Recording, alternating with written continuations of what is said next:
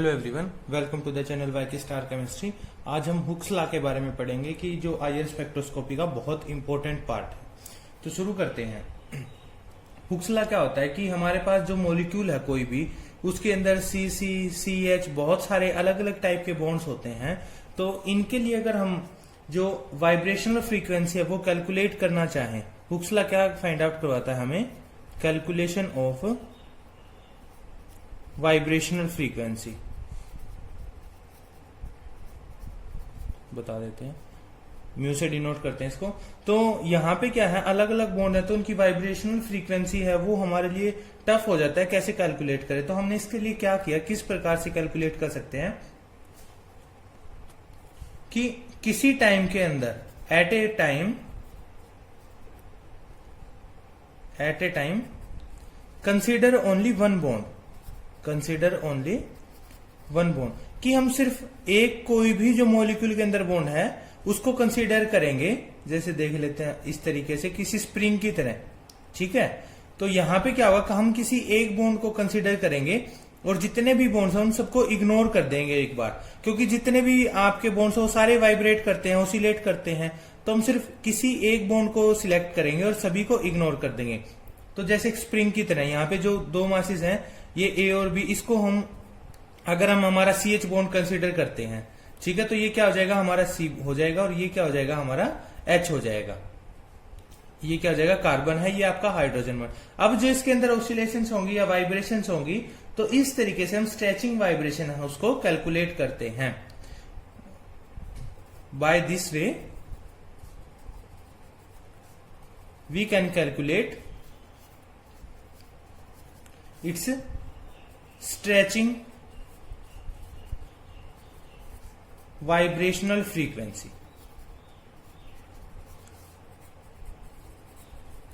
कि जो इसकी स्ट्रेचिंग वाइब्रेशनल फ्रीक्वेंसी है वो क्या होगी, ठीक है। कि हमने क्या किया, रिकैप करते हैं एक बार, कि कोई एक जो बॉन्ड है उसको कंसीडर कर लिया और जितने भी बॉन्ड थे किसी मॉलिक्यूल के अंदर उन सभी को हमने क्या कर दिया, इग्नोर कर दिया। तो क्या होगा, जो एक बॉन्ड है इसके अंदर जो भी वाइब्रेशंस होंगी उनको हम क्या करेंगे, फाइंड आउट कर लेंगे, और जो दूसरे हैं उनको सभी को इग्नोर कर देंगे। तो जो रिजल्ट आएगा वो सिर्फ एक बॉन्ड की वजह से आएगा और उसको हम नोट कर लेंगे। तो जो ये वे है, ये किसके द्वारा दी जाती है, stretching vibrational frequency? It is given by the Hooke's law, ठीक है। कि जो हुक्स लॉ है उसके द्वारा हम इसको दे सकते हैं। तो जो हुक्स लॉ वो कैसे रिप्रेजेंट होता है कि mu is equal to 1/2 pi under root of K by mu, ठीक है। तो अगर हम K की बात करें, K क्या है, हमारा फोर्स कांस्टेंट है, और म्यू क्या है, हमारा रिड्यूस्ड मास है। तो जो फोर्स कांस्टेंट है K, वो क्या है, it is related to strength of bond. ये हमें क्या बताता है, strength of bond,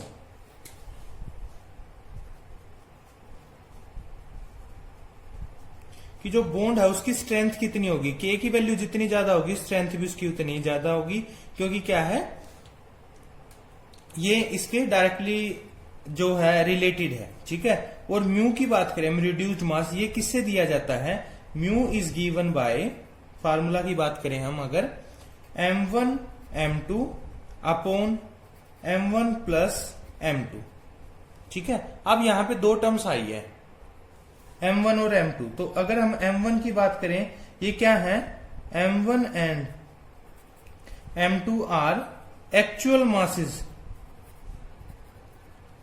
of two atoms in grams.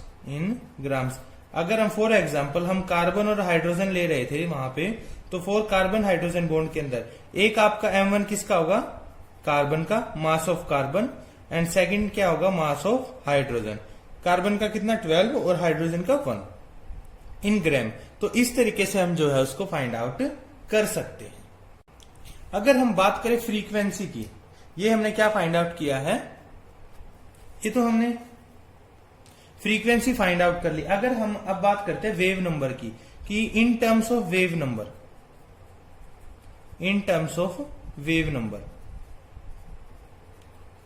तो फार्मूला क्या होगा, अब हमें पता है वेव नंबर क्या है, म्यू बार से हम डिनोट करते हैं, ये किसके बराबर होता है, म्यू अपॉन सी, फ्रीक्वेंसी अपॉन स्पीड। ठीक है, तो जो आपका फार्मूला है हुक्स लॉ है वो क्या बन जाएगा, Hooke's law becomes mu bar is equal to 1 upon 2 pi c under root of K by mu. तो ये फार्मूला और ये फार्मूला हमारा, इन दो फार्मूलाज को यूज करके हम क्या कर सकते हैं, जो आपकी वाइब्रेशनल फ्रीक्वेंसी या वाइब्रेशनल वेव नंबर है उनकी वैल्यूज को कैलकुलेट कर सकते हैं। इसमें क्या होता है, न्यूमेरिकल आते हैं कई बार, तो जिनको हम फाइंड आउट कर सकते हैं। अब हम बात करते हैं factors which determine the vibrational frequency. ठीक है, कि कौन कौन से फैक्टर्स है वो वाइब्रेशनल फ्रीक्वेंसी को अफेक्ट करते हैं। तो अगर रिकैप करना चाहे तो इसमें हमने क्या किया कि किसी भी मॉलिक्यूल था उसके अंदर बहुत सारे बॉन्ड्स होते हैं, तो उनके अंदर क्या होता है, हमें जो वाइब्रेशनल फ्रीक्वेंसी है वो फाइंड आउट करना टफ हो जाता है। तो उसके लिए हमने क्या किया, सिर्फ किसी एक बॉन्ड को कंसीडर किया है और जो दूसरे बॉन्ड थे उन सभी को नेग्लेक्ट कर दिया। तो उस बॉन्ड की जो फ्रीक्वेंसी थी उसको हमने कैलकुलेट कर लिया by using Hooke's law, this formula. ठीक है, यहाँ पे के और म्यू हमने देख लिए, के क्या है, फोर्स कांस्टेंट, म्यू रिड्यूस्ड मास है, और in terms of wave number हमने इसको फार्मूला उसको भी ड्राइव कर लिया है। अब हम बात करते हैं factors which determine the vibrational frequency. तो अब हम बात करते हैं कि कौन कौन से फैक्टर्स हैं वो वाइब्रेशनल फ्रीक्वेंसी को डिटरमाइन करते हैं। तो हम बात करते हैं, जो हमने फ्रीक्वेंसी जो फाइंड आउट की थी उसका फार्मूला था हुक्स लॉ से 1 अपॉन 2 पाई अंडर रूट के बाय म्यू। ठीक है, तो अगर हम, और ये सपोज कर लेते हैं हमारे पास कोई भी दो बॉन्ड थी ऐसे ए और बी, तो अगर हमें इन दो बॉन्ड्स के बारे, दो जो एटम्स हैं इनके बारे में पता लग जाता है, तो उससे क्या हो सकता है, हम फ्रीक्वेंसी के बारे में जनरलाइज जो इंफॉर्मेशन है उसको फाइंड आउट करते हैं। तो पहले देखते हैं फर्स्ट कि म्यू, ठीक है, कि smaller the mass of bond. अब म्यू क्या था हमारा, म्यू था m1 m2 upon m1 plus m2। तो यहां से हमें पता लगता है, ठीक है, कि म्यू है वो किससे, फ्रीक्वेंसी से इनवर्सली प्रोपोर्शनल है। कैसा, इनवर्सली प्रोपोर्शनल है। तो यहां से हम बोल सकते हैं कि if the smaller of the mass of bonded atom, smaller is the reduced mass, smaller the mass of bonded atom,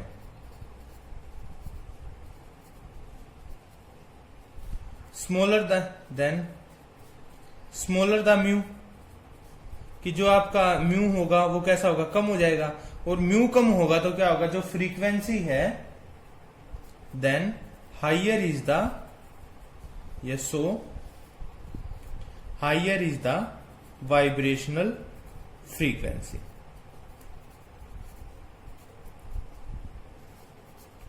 तो जो उसकी फ्रीक्वेंसी होगी वाइब्रेशनल वो कैसी होगी, ज्यादा होगी। कहने का मतलब कि एक तो हमारे पास दो बॉन्ड है, एक तो है CH, ठीक है, और एक CC है, इन दोनों के बीच में। तो यहाँ पे अगर हम बात करें तो ये कितना होगा, 12 होगा, ये कितना होगा 1, और ये कितना होगा 12, और ये भी होगा 12। ये 12 12 14 हो गई है, और ये 12 और 1 13 हो गया। तो अगर हम इनकी बात करें बिना जोड़े, क्योंकि हमें म्यू निकालना है, तो सिंपली हम बात करें तो देखो इनका जो मास है वो क्या है, कम है, ठीक है, बॉन्डेड एटम का।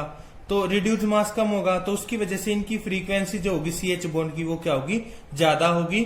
और जो ये रिड्यूस्ड मास कैसा होगा, ज्यादा होगा, तो उसकी वजह से जो फ्रीक्वेंसी होगी वो क्या होगी, कम होगी। तो इस तरीके से हम बता सकते हैं कि smaller the mass of bonded atom, higher is the vibrational frequency. ठीक है, तो एक तो हमें यहां से ये पता लगा है।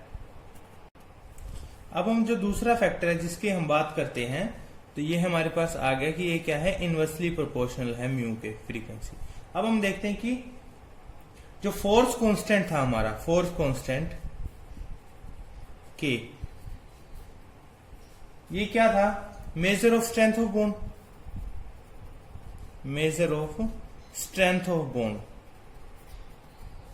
कि जो बॉन्ड है उसकी स्ट्रेंथ कितनी है। ठीक है, अगर के की वैल्यू ज्यादा है तो क्या होगा, बॉन्ड स्ट्रॉन्ग है, और के की वैल्यू कम है तो बॉन्ड कैसा, वीक है। हम देख लेते हैं for single bond, for single bond के की वैल्यू कितनी होती है, ये है 5 × 10⁵ डाइन सेंटीमीटर इनवर्स। और अगर एसआई यूनिट की बात करें तो कितना होगा, 500 Nm इनवर्स होगा। फॉर डबल बॉन्ड के की वैल्यू कितनी हो जाएगी, 10 × 10⁵ डाइन सेंटीमीटर इनवर्स या 1000 Nm इनवर्स हो जाएगी। तो इस तरीके से हमने देखा। तो यहां से हम देख पा रहे हैं कि increase in value of K increase the bond strength, ठीक है, या बोल सकते हैं increase in value of K related to, हम लिखे सिम कि increase in value of K related to